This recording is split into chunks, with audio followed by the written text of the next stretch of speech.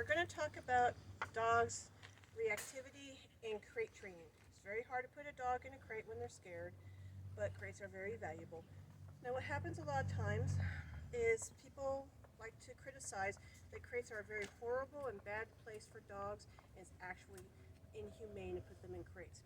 But I ask you, if you're being chased by Freddy Krueger or you're in an alien show, would you be standing out in the middle of a hayfield? No, you would not be hanging in a hayfield. You would be in the basement, you'd be in the closet, you would be in a corner somewhere hiding, because that is a way that you can focus on one particular thing, which is survival, and you're not dealing with the whole thing. So when dogs or people go through life, they have all these things on top of them. But what happens if you can only deal with like 2 levels of pressure?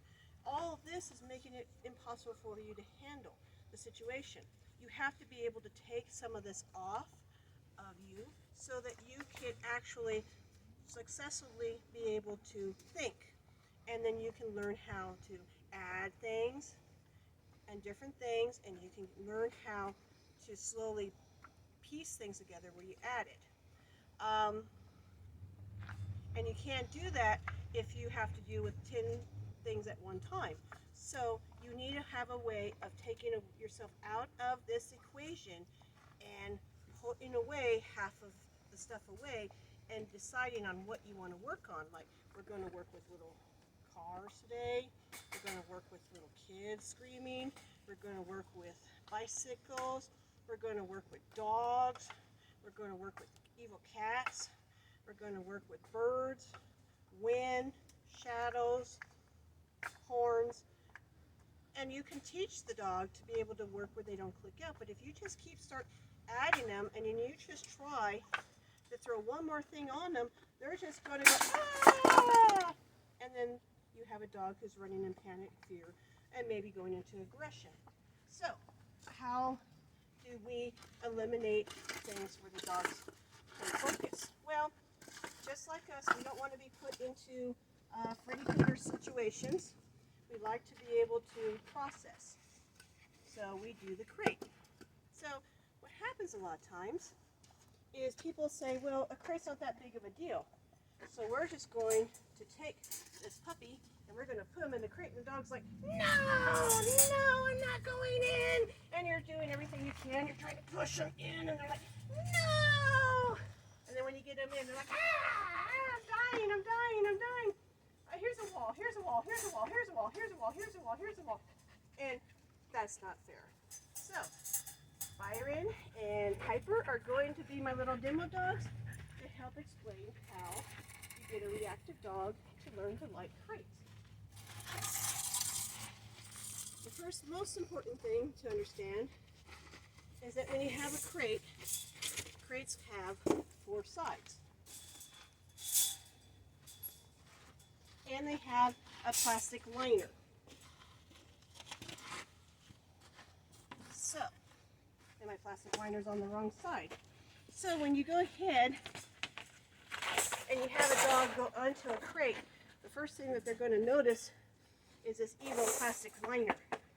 And this liner is going to make a whole bunch of noise, and it's going to be very frightening. And they're going to want to be like, no way am I going to go into that. So when I start with the board. Brayden, come help me out.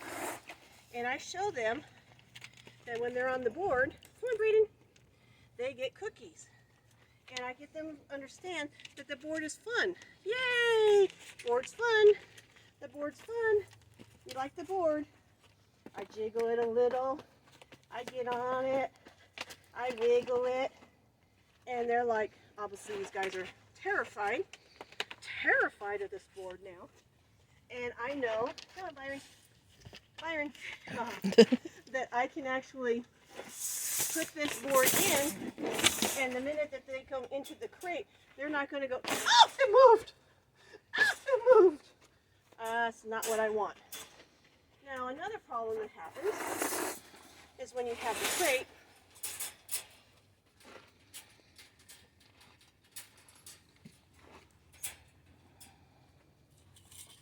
you have it where Piper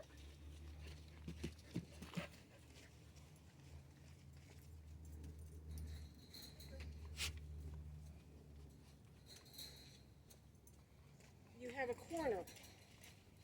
And when the dog goes in,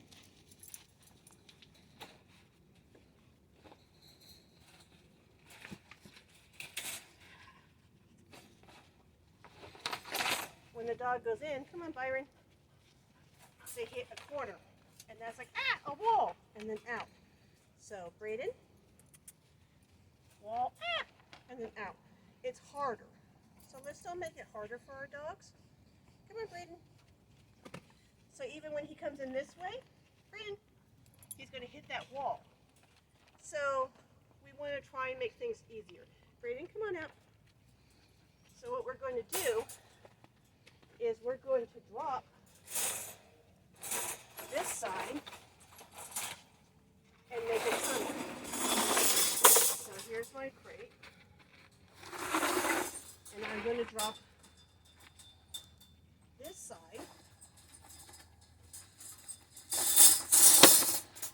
so that it actually becomes more of a tunnel.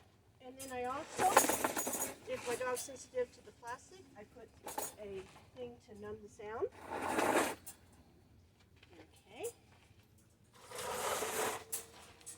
And then I'm on the other side and I say, hey, would you like to come through? It's straight, there's no corners, easy accessible. Okay, Byron? Yay! Now, if they don't want to go in the corners, what I do is on the tray, I put the treats. And I layer the treats in a way that the further in that they go in with their body, the bigger the treats, the easier the smaller. So if they come in and they eat all these and they're like, no way, I'm not going in any further, I'm like, fine. I replace them. And then they'll eat those again, not go any further. I'm like, fine, no big deal. Nah, big deal whatsoever. And eventually they'll start building confidence, and then they'll start to come in and grab like one of these. And I'm like, okay. And then I replace them. And then they start coming in and they start grabbing these. And then I'm like, okay. And then I let them do that. And that's how I slowly get them to learn to get to this strength, to get to here, and to get to here. Because I don't want to force them into it. The crate is going to be their sanctuary, ability to hide from all problems. Just like when you have Freddy Krueger chasing after you, or Michael Myers, you're not going to want to stand out in the middle of the room and say, hey, here I am. You're going to want to hide. And so I want to try and take as much stress off of the dogs and teach them that this is their hiding spot and a place of learning and safety. So I don't want to force them. So this way it's self-teaching them that the harder it is, the bigger the treats are. Then what I start doing when I get them to the point where they can go through, Braden, is that I start getting them to come through, and it's a game. And then, if they stop, they get a cookie. Uh-oh, they get a cookie. They get a cookie. So if they come out of it, they don't get a cookie. Come on, Braden. Braden. Come on, Braden. Here we go. Uh-oh. Ha-ha. Ha-ha. Oh, ha-ha. Come on, Braden. Yay. And if he stays, he gets a cookie. And if he stays, he gets a cookie. And then he gets the idea that he can escape at any point, but there's a benefit for staying in the crate, because if he stays in the crate, he gets cookies. And that's a good thing. And then I can move my body around, trying to see if he wants to stay in the crate. And then he's like, well, how do I get these? Well, Byron knows how to get these cookies. He's like, I'm good at this game. This game, you can't fool me. He's like, I know. Okay, Byron, you gotta let Braden have some. Good boy, Braden. Oh, yay. And so then they get comfortable with that. And once when I feel like they're comfortable with that, then I can move forward. Now what happens sometimes is that these methods don't work because the dog's like, there's no way I'm going into that cage. So what I like to do is I like to set the cage in a hallway, or I like putting little gates up so it kind of corrals the dog. So it's like a chute ramp. So here we go. And then I'm on the other side. How are you going to get here? Byron, Braden. Oh, very nice. So if the treats don't work, you can do that method where you just jump to the other side and go, ha ha, Brayden, yay, Byron. And sometimes you'll have dogs like Byron who go around. And you're like, well, how do I fix that? Because those rather walk to China than actually go through the thing. So we don't get mad, we don't get upset, we get creative. We go ahead and say, all right, if that's what you're going to do, that's fine. We're going to make a room, like a bathroom, or we're going to put little fences up here, like this, and we're going to say, hey, Byron, hey, Brayden, come on, Brayden, come on, Brayden. Good boy, yes. And I'm going to isolate an island, and then I'm going to be on the other side and go, hey, what you guys doing? What you guys doing? Oh, you found your way through. Yay! And then we just reset that up again. Come on, Byron. Come on, Brayden. Brayden. Oh, you guys are cheating. You're supposed to be scared of it. Come on. Okay, we'll just pretend that I locked Brayden in, and then there's no way out. But, yay! Yay! Good job, boys. Okay, so when we get to that point, where the dogs are going through and they're getting cookies and they're understanding that it's not a bad thing, that being in the crate equals treats, and that nothing's getting them and nothing's closing them in, and it's not no Venus flytrap. We sit there and say, okay, well now we need to start teaching you corners. Out, please. So I go ahead and I ran out of cookies. Okay, how dare I? So Byron knows that he can get easy out, but then I asked him to come in on the curve, teaching him to hit that wall and then come out. Thank you, Byron. Brayden? Byron, come on. Come on, Brayden. Good. And teaching him so that he went straight, and then Byron, Brayden, and then teaching him to do that. So when I feel comfortable that they're good with the 3 angles, I go ahead and I take this up, and I close it, and then I start saying, Byron, thank you, Brayden, Brayden, Brayden, okay, Byron, Brayden, come on, Brayden, this way. Yay! So that they learn the curves, and when they get to that point, then I start taking him in. Come on, Brayden. And then I ask him to turn around, even though he has the access. Brayden, come on in. And then turn around. Then I have confidence that I can do this. Come on, Brayden. And then in, and then the same way going back in the training, that if he stays in it, he gets a cookie. Very good. Very good. It's very hard being a demo dog. And if you notice, he's staying in because he knows that this is a good place to be. Brandon, come on. Good boy. All right. So back in. And then what I do is he's in, he gets a cookie, close it, cookie, close it, cookie, close it, cookie, 1 alligator, 2 alligators, cookie, 1 alligator, 2 alligators, 3 alligators, 4, cookie, 1 alligator, 2 alligators, 3 alligators, 4 alligators, 5. Okay, come on, Brayden.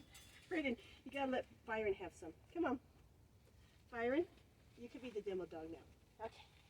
So, then when you get to that point, now he knows that he loves his crate. It's not something bad. He can actually now focus on those annoying kids, or that vicious dog, or those horrible horns, or those clowns. And it also gives him the tools, come on out, Byron, to be able to do later steps. Because when you look at the crate, you have 1, 2, 3, 4, 5, 6. 6 enclosure walls. And what people do is they take their dogs only out to the vet, to the groomers, and they throw them in a car. And what does a car have in common with a crate? 1, 2, 3, 4, 5, 6. It is exactly a big version of a crate. So if your dog has issues with crate being enclosed, they go in and that door slams in. That poor little dog, which I lost my little doggy, he's like, oh, we're going to do something fun. Yeah. He's like, wait a minute, there's a wall. Remember this wall? He's like, ah, how do I get back out? Turns out this slams. And then he's like, ah, oh God, I'm going to die. Whereas you showed him how to deal with the problems on a small scale with a crate, you take him in, it's much easier. So he doesn't have to sit there and stress. He can actually be like, this is very similar to what I did in a crate.